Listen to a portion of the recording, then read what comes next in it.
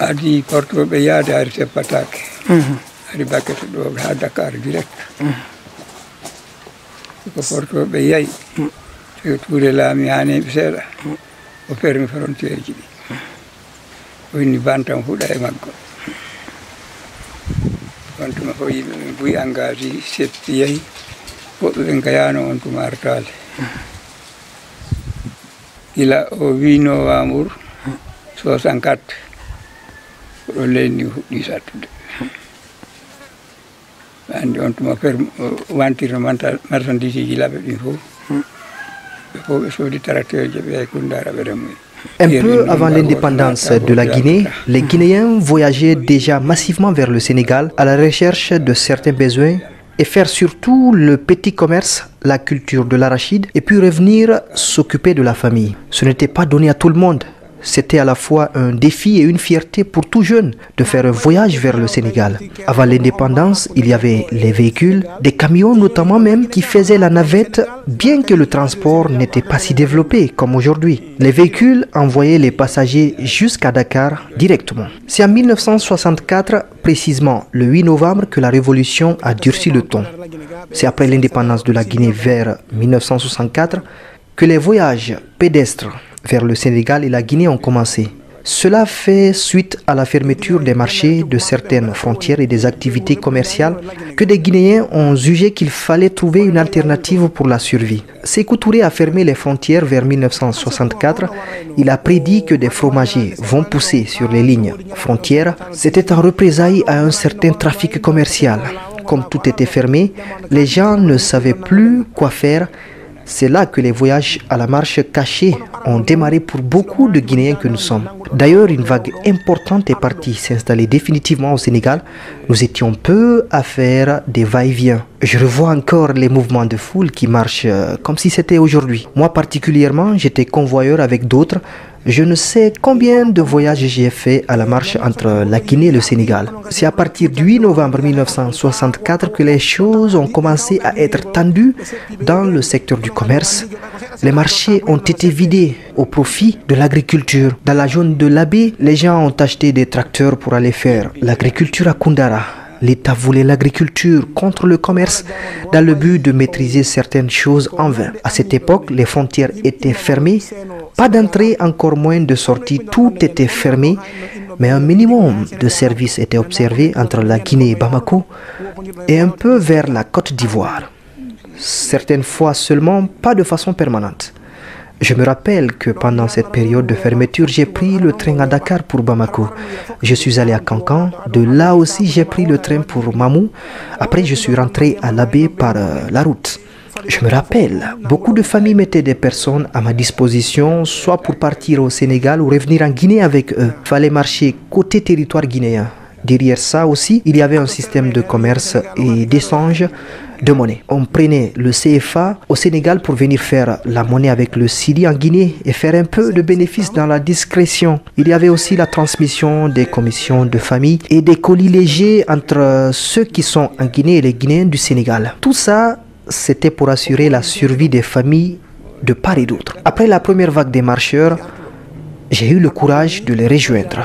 Dès les premiers voyages à la marche en 1964, je me suis mis dans la vague des marcheurs comme je vous ai dit. Il n'y avait pas de jour fixe pour la marche. Chacun se prépare et prend la route au jour qui lui convient. Un petit groupe est parti en premier. Les échos ont convaincu d'autres. Finalement, d'imitation en imitation, les marcheurs sont devenus nombreux sur la route.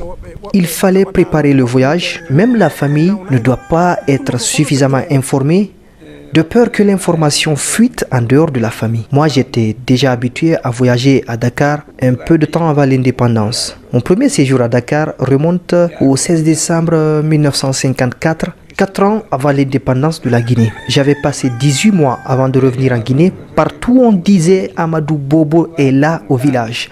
Il rentre du Sénégal. C'était un défi, comme je vous le dis. Pour mon premier voyage, c'est en véhicule. Des épreuves difficiles lors des voyages, des peines entourées.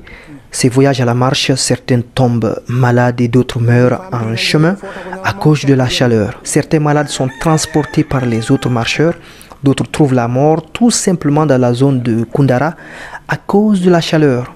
La soif a tué beaucoup vers Koundara, le fait de marcher la journée. Les marcheurs couraient beaucoup de risques en voyageant la journée. Certains ont été mordus par des serpents dans des zones isolées. Nous autres avons toujours marqué un repos la journée pour ne marcher que la nuit. Parmi nous, il n'y a pas eu de problème. Mais ceux qui sont pressés de partir ont affronté la chaleur pendant la journée. En saison sèche, affronter le soleil à Koundara n'est pas conseillé du tout. Vous pouviez être à court d'eau et de nourriture. C'est le plus gros problème rencontré en chemin. La marche cachée en territoire guinéen. En Guinée, soit par Koundara ou Mali-Mbérin, avant de s'approcher des frontières, on marchait librement sur la voie publique. Mais une fois dans les villes frontalières, nous prenons les raccourcis et les routes de brousse. Dans la zone du Fouta avec la fraîcheur, c'était possible de marcher la journée. À Koundara avec la fraîcheur et vers la frontière dans Mali-Mbérin, c'est la nuit avec beaucoup de prudence pour éviter de croiser les milices et autres agents de sécurité comme les gendarmes, très sévères. Il faut contourner Sambailo. Après Sambailo, on marche un peu sur la route, mais quand nous nous approchons de Boundou-Fourdou, nous quittons la grande voie pour continuer le trajet dans la brousse. C'est comme ça jusqu'à ce que nous soyons dans la zone du Sénégal. Il fallait des jours pour atteindre l'autre côté. Une fois sur le territoire sénégalais, nous ressentons une certaine liberté de mouvement. On ne se cache plus, on marche librement jusqu'au pont, à côté de l'Inkérin. C'est là que les transporteurs sénégalais viennent nous embarquer pour continuer jusqu'à Dakar. Notre séjour à Dakar durait entre 2 semaines et 1 mois avant de reprendre le chemin de retour. Ce temps servait à faire notre petit commerce, faire la monnaie, rapporter un peu de la devise étrangère, le CFA surtout connu de nos familles en Guinée. Presque toutes les familles avaient un représentant au Sénégal qui apporte la dépense au pays.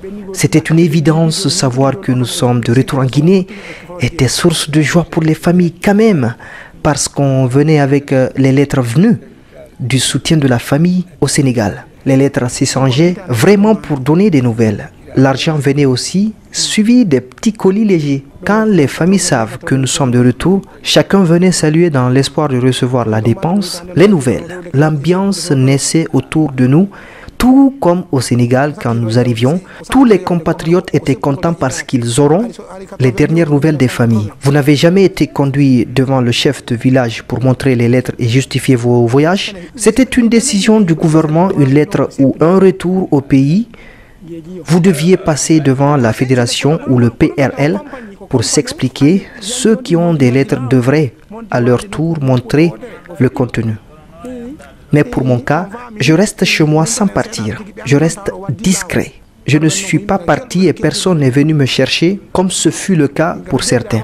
Finalement, un bon matin, Sékou libère les marchés et les routes suite à une révolte de femmes à Conakry. Je vous disais au début, les marchés et les frontières ont été fermés en partie au profit de l'agriculture et pour la maîtrise des prix, ce qui a occasionné les voyages à la marche. Les choses sont devenues si dures. Finalement, une femme a eu des altercations avec un policier à Conakry. Cela a révolté les femmes. Sékou Touré a compris les femmes et a ouvert tout. Depuis, plus rien n'a été fermé jusqu'à son décès. La libération des frontières a mis fin au voyage à la marche. Le trafic routier a repris avec beaucoup de contrôle. Juste, j'ai oublié l'année de cette levée. Pour la petite histoire, c'est un policier qui a vu une femme avec un plateau neuf acheté à Conakry. Le policier exige à la dame de montrer celui qu'il a vendu. La dame dit qu'elle a acheté avec un marchand ambulant. Les femmes ont trouvé ce acte injuste. Elles se lèvent pour dénoncer la pression. C'est là que Sékou Touré a fait une conférence et prononce à bas la police économique. Cette décision de mettre fin à la police économique a énormément soulagé les femmes. Ce jour, j'étais à Cancan. Je rentrais de Bamako. Le père de la Révolution a engagé un processus d'ouverture des marchés et des routes vers les pays voisins. Mes pensées vont à mes compagnons de route, dont certains seront devenus transporteurs plus tard. Nous étions là, sous forme de convoyeurs. Même après l'ouverture des frontières, certains d'entre nous ont continué dans le transport sur la même ligne.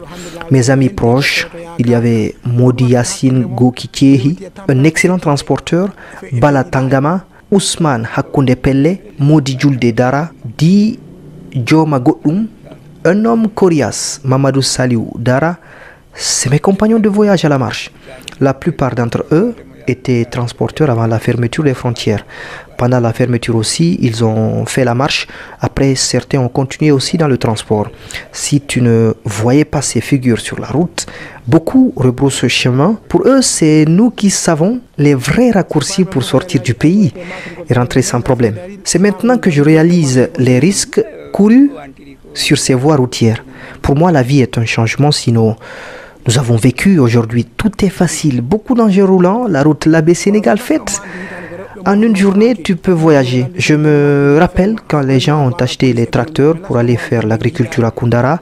À la récolte, tu prenais un laissez-passer chez le gouverneur de Koundara pour transporter le riz vers l'Abbé ou ailleurs. La souffrance touchait tout le monde. C'est à la prise du pouvoir par l'armée en 1984 que je me suis rendu compte des risques énormes que nous avons pris pour s'engager à des voyages alors que les frontières sont fermées. Quand nous avons entendu les décomptes des personnes en prison ou mortes, j'ai imaginé que le même sort nous guettait si on se faisait prendre. Elhadj Amadou Bobo, avez-vous un extrait de naissance qui justifie votre âge réel?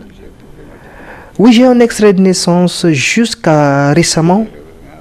Je le voyais ici, présentement, je ne sais pas où il se trouve. C'est moi-même qui suis parti prendre mon extrait de naissance avec l'administration coloniale à l'Abbé. Ce n'est pas les parents qui sont partis prendre. J'avais la vingtaine d'années quand j'ai demandé mon extrait de naissance. Au bureau du commandant Blanc, à l'Abbé, un certain monsieur Diakité délivrait ce document. Tous les symboles et les armoiries de la France étaient marqués sur les documents. Donc nous étions français à l'époque.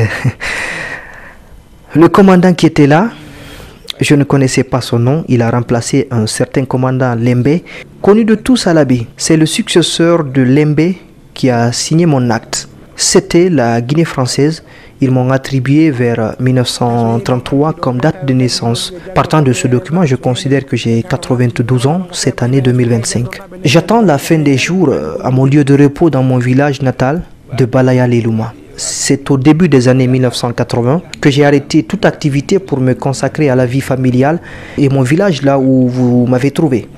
Je suis dans les affaires sociales et religieuses, je lis le Coran, vais à la mosquée selon mon énergie.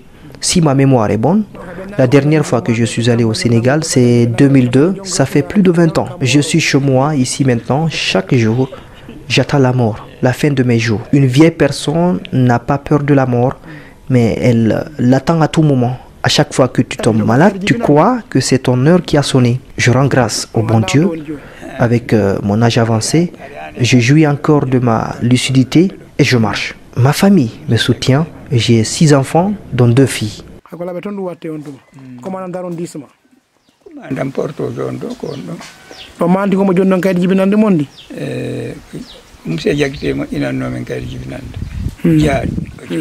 Onogo mo jaari to manti portoje laamuñoɗo fen ɗon tumaw labbe mantaki commandant jo mantaki no wiyete inde makko nde ari Lembe yehi gunɗo a wooti tawi woni fewdo ɓiyaynomi moƴƴi nawdugol Qur'ana kewɗon jooɗi kam on ɗon hula hunde hiɗon habbi ko saati moodi hiɗon jooɗi ɗon habbi ko saati ñando mayɗo hulɓi nayaji hulɓindirtake mayde kono huli ka yiiɗa ɗum o nam nde nawni on andi ko nde warata ɗum hande ka fewji ɗo mari gueɗal ɓe jelo worɓe miɗo mari nayo e ɗiɗo rewɓe